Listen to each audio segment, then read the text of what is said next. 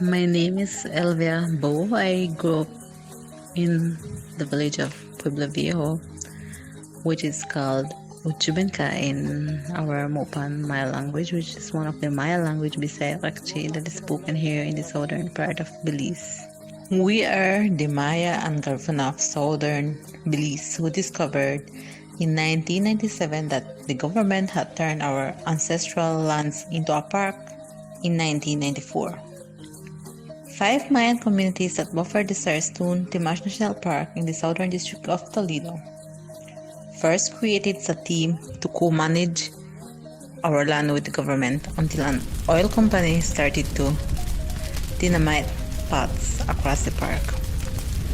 We directed SATIIM to fight for our land's rights by successfully applying, for the first time ever, the UN Declaration on Rights of Indigenous Peoples in domestic court.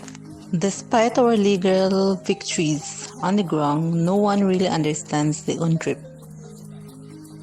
Even though we have a settlement with the Belize government in the Caribbean Court of Justice to legalize our lands, the lack of an FPIC protocol means there is still much abuse, especially with third-party investors. Villagers don't know what FPIC is either. Without clear communication, communities are unable to make informed decisions and fall prey to so many interested groups.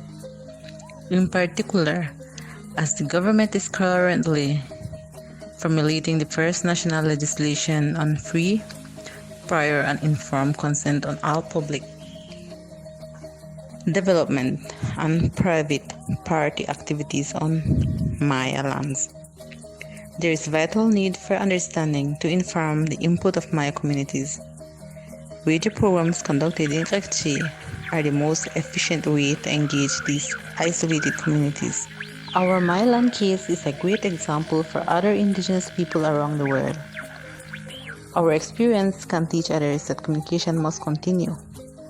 Legal battles take a generation with constant appeals, and during that time, a movement evolves.